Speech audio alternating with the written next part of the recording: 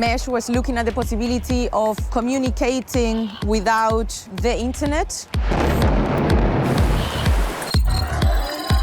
What happens when there is internet shutdowns? With barely any battery, with a tiny antenna, and we can just leave it running for weeks, months. We started building this tool where people could send messages peer-to-peer, horizontally, between devices. En 2026, en Europe, communiquer sans réseau téléphonique et sans accès à Internet, ça paraît difficile à imaginer. Pourtant, dans certaines parties du monde, c'est une réalité quotidienne.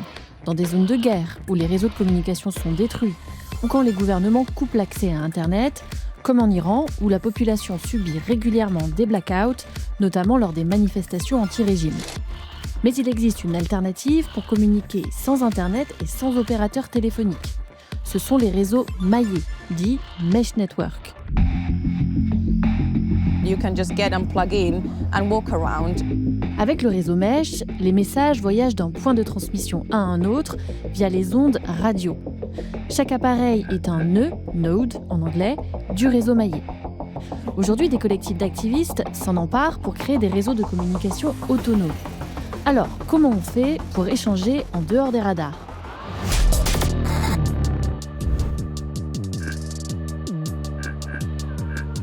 A mesh network is a way of doing that, where messages jump between people. So I might be running something with mesh, you might, and someone further away there might be as well. So all of the nodes support the communication of the other nodes. À Barcelone et à Amsterdam, le duo d'activistes Radical Data conçoit des systèmes pensés pour les populations civiles qui font face à des difficultés de communication. Après le 7 octobre 2023, à la suite des attaques du Hamas, Israël mène une guerre de représailles à Gaza et coupe régulièrement les télécommunications ainsi qu'Internet dans l'enclave. C'est à ce moment-là que Ryan et Joe commencent à s'intéresser à la technologie mesh. I think that moment in October kind of really showed and made evident how centralized are the infrastructures that we rely on for communication every day. When Israel decides to shut down the internet, antennas, it shows how fragile this infrastructure is when it's that centralized. Not just by the power of governments, but also by economic power.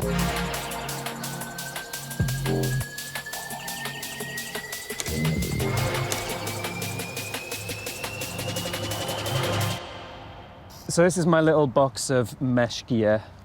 So we have little radio modulators like this. It's really cheap. It can be around €3. They're all over the world. So in Palestine, in Latin America, across sub-Saharan Africa, wherever you're looking, there's probably a bunch of these in electronic shops. So with this microcontroller and an antenna, we can just put in a normal USB-C cable there and connect it to a smartphone. And now we have the battery provided already through the smartphone, as well as the data transfer. So I can just use this as the interface as well. So the really nice thing about this is it solves so many of the problems that you'd want in a device for communicating, because we just already have that in our smartphone.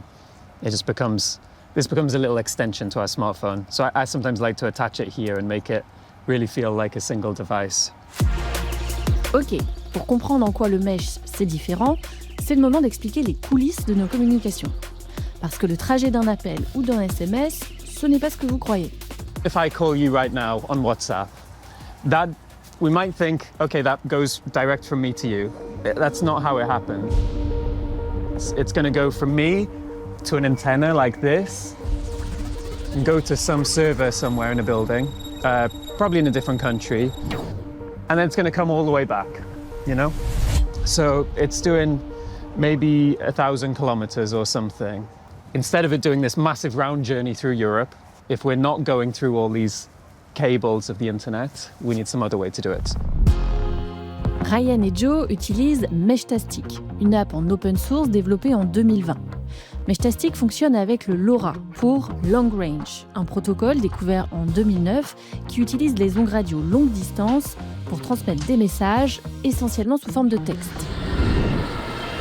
Alors pour mieux comprendre comment tout cela fonctionne, on est allé à Londres rencontrer 44 Jack, un créateur de contenu spécialiste des technologies off-grid, c'est-à-dire hors réseau centralisé. These mesh nodes and devices like it are the closest I've come to true off-grid communications. Shall we? Welcome to my lab, or part of it anyway.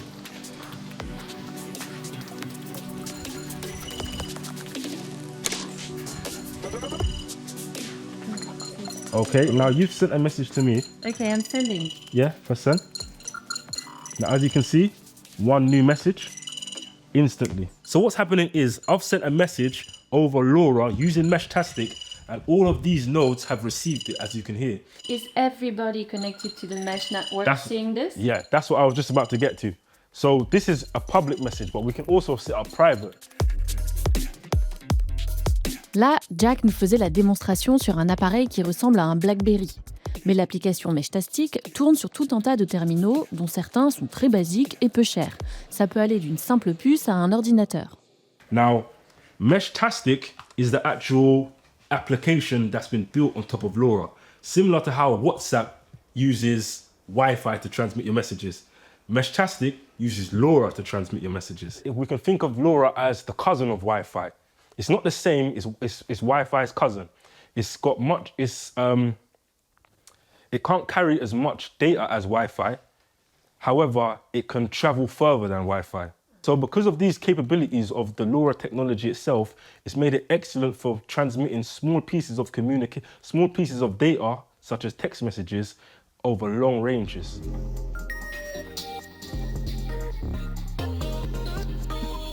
Bluetooth or Wi-Fi might be able to go 20 meters, 30 meters with normal antennas. LoRa, with just this tiny basic antenna, can go 30 kilometers, pretty much anywhere line of sight. So the world records on this are around 300 kilometers. Une antenne LoRa ne doit pas forcément être greffée à un appareil connecté. Elle peut aussi fonctionner en autonomie, alimentée par une batterie externe, et devient ainsi un point relais qui vient densifier le maillage du réseau mesh. We're gonna put together a little node that we can leave up on the mountain here. So we've got a little bag. We're gonna stick everything inside it as a little waterproof thing and stick it up on an antenna there where we can leave it. The nice thing about leaving it up here is it means that anyone with a LoRa connection to here can connect, and this can be a midway point, a relay node, passing it on to the other side of the valley or something. So we're going to go over here by that antenna, and we're going to get it to connect to our antenna up here. LoRa uses very little battery, so this can last weeks, months, maybe years in certain situations.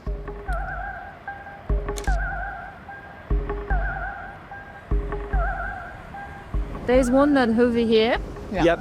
This direction. And the one we put is around this corner over here. But when we looked at the map, we could see they were all around there, like way past the airport. The airport's over here, and it was carrying over that way. We can see that Meshtastic nodes are everywhere. We zoom out and head down to Europe. We can see that they're everywhere, every single country. 35 in Paris. We can head out to Eastern Europe. We've still got mesh nodes. Africa is an underserved place for Meshtastic nodes. And this is something that I've been actually trying to battle with myself. As you can see in South Africa, we've got a few nodes, but on the west of Africa, and on the east, in fact, as well, there are practically no mesh nodes at all. And this is kind of something that I don't understand, because Africa is a place where infrastructure is not readily available to everyone, especially if you live in suburban areas or rural areas, right? So this is a system with free communication. It just blows my mind that it hasn't touched West or east of Africa yet, because I know so many people can value from this kind of communication. And again, decentralized systems are here to save the day. They're free, the messaging is free, all you actually need is the device itself. Si les messages publics sont utiles en cas d'urgence nationale ou de catastrophe naturelle, comme en 2024 où le mesh a permis d'organiser les secours après le passage de l'ouragan Hélène dans le Tennessee aux États-Unis, ce système permet aussi de s'envoyer des messages privés.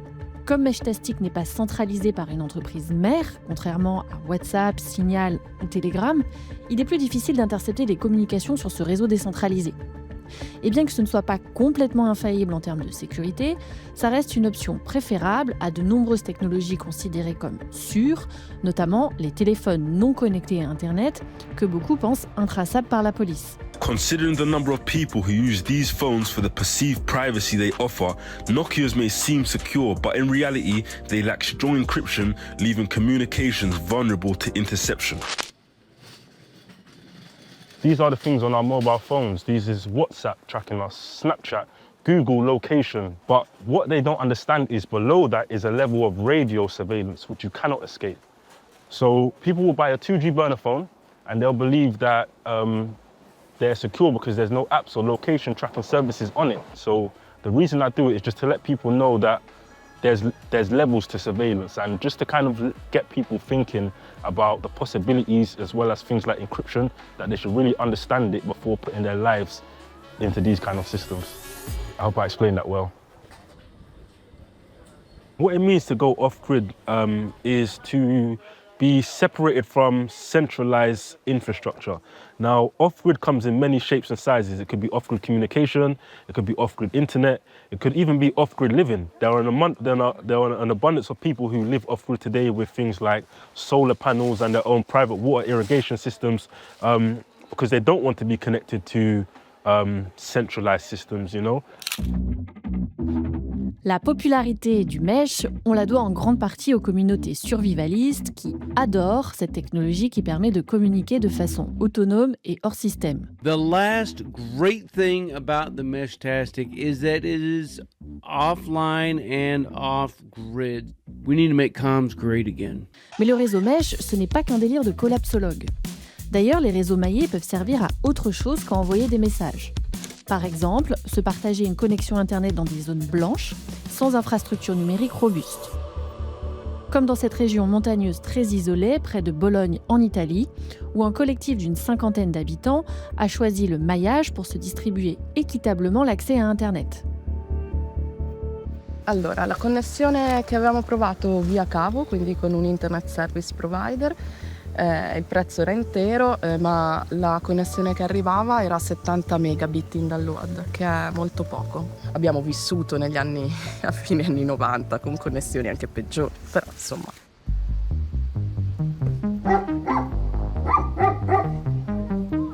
Abbiamo provato all'inizio quello regolare, ma ci hanno dato delle fregature, anzi ci hanno anche chiesto soldi per questa cosa che non funzionava, quindi no. Alors, comme le service des fournisseurs privés et les infrastructures publiques étaient défaillants, ces habitants se sont organisés pour créer leur propre réseau autonome. Ce projet s'appelle Antennine, le réseau des petites antennes. Questa antenna è in comunicazione. Puoi vedere là? Ci sono su quella casa un po' arancione, vicina. C'è un'altra parabolina bianca, quindi vede quella parabolina. Sull'antenna, sulla casa in pietra a destra, c'è un'altra di quelle paraboline. Ma quello che fanno è che parlano tra di loro. Parlano, trasmettono dati, inviano e ricevono. Quindi ci permettono di inviare e ricevere dati fra di loro e di passarci la connessione internet. Ce sont donc les antennes situées sur les toits des maisons en hauteur qui captent le flux Internet et le redistribuent aux maisons plus bas dans la vallée grâce à l'application LibreMesh. C'est un peu comme un partage de connexion à plus grande échelle. Tipo di antenne comunemente più per connettere telecamere di sorveglianza, che sono a basso costo, costano 50-80 euro un dispositivo più grande e le utilizziamo per creare questa rete che è una rete wifi, quindi noi poi possiamo passarci sopra telecomunicazioni, quindi video call, video, musica, tutto quello che è nella rete internet. Le reti mesh sono più robuste perché partono proprio dalla definizione di rete a maglie di non avere dei punti indispensabili. Antenniner permet non seulement de connecter les habitants à Internet, mais aussi de réduire les coûts d'accès. Un seul abonnement suffit au lieu d'un contrat par habitant. Quand on fait partie de ce réseau collectivisé, on est d'ailleurs encouragé à ne pas utiliser les GAFAM. Et si on peut télétravailler, on évite de télécharger à gogo ou bien de binger une série. Il maggior picco dell'utilizzo è la sera, dopo alle 8 di sera, quando le persone vogliono vedere probabilmente dei film, ecco. E noi tutta questa cosa ce le regoliamo tramite assemblea, tramite voce, sapendo chi lavora di giorno, la usa di giorno e poi cerca di non vedersi film la sera oppure se li scarica.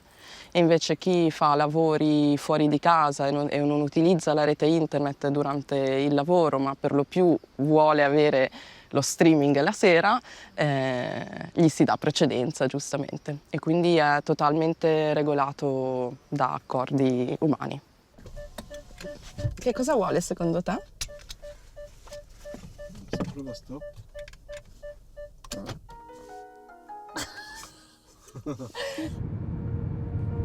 Forse era l'inverno 2017, una grossa nevicata ha distrutto la rete cellulare.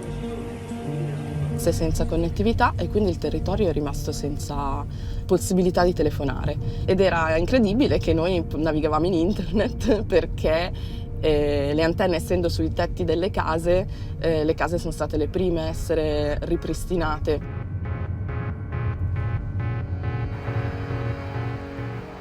Per me questa è anche una scelta politica, nel senso che rientra un po' nell'idea di autogestione. Per l'utilizzo che ne faccio io, che non sto sempre al computer, ci sto poco, però è più che sufficiente, ecco, va bene.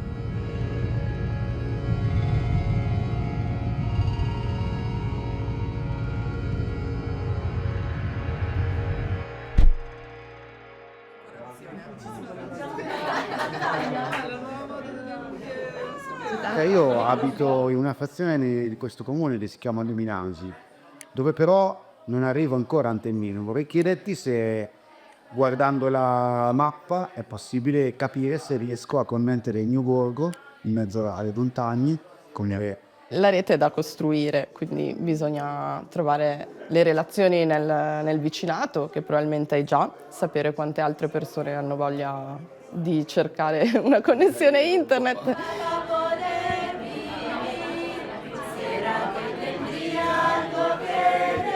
Poi in casa puoi avere un router che ti ridà la connessione dentro casa, però fondamentalmente quello che fanno è che da tetto a tetto si trasmettono un segnale che possiamo usare o per dei servizi interni o per connetterci all'internet.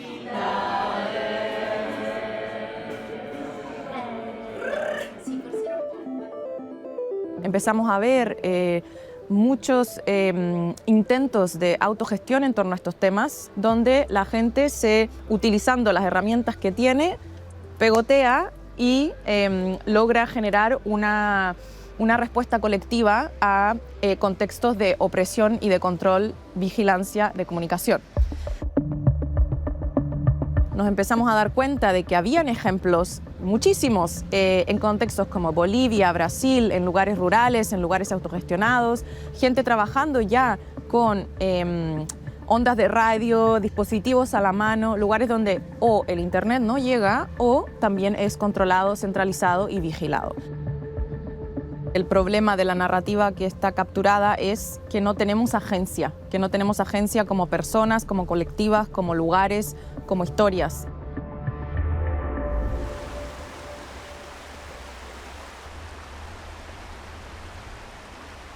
Io non amo il modello di cercare di coprire tutto con onde elettromagnetiche. Il modello poi della telefonia GSM, cioè cercare di coprire tutto, mettere delle antenne grosse ad alte potenze che cercano di coprire tutto.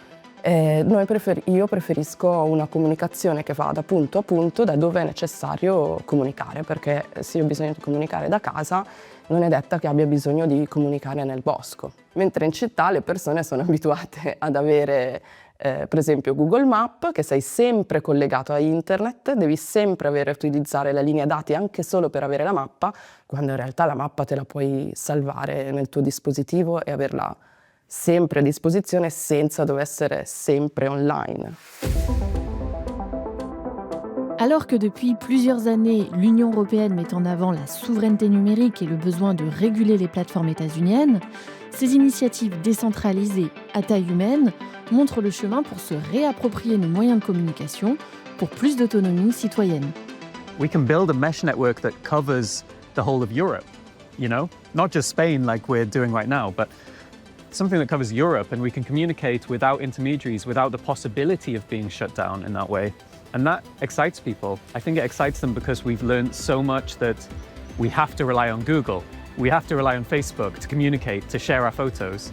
Mesh is like, oh, we can actually communicate directly. We can share amongst us, we can build as a community, and I think that captures some real sense of agency and joy that we often see missing from spaces in technology.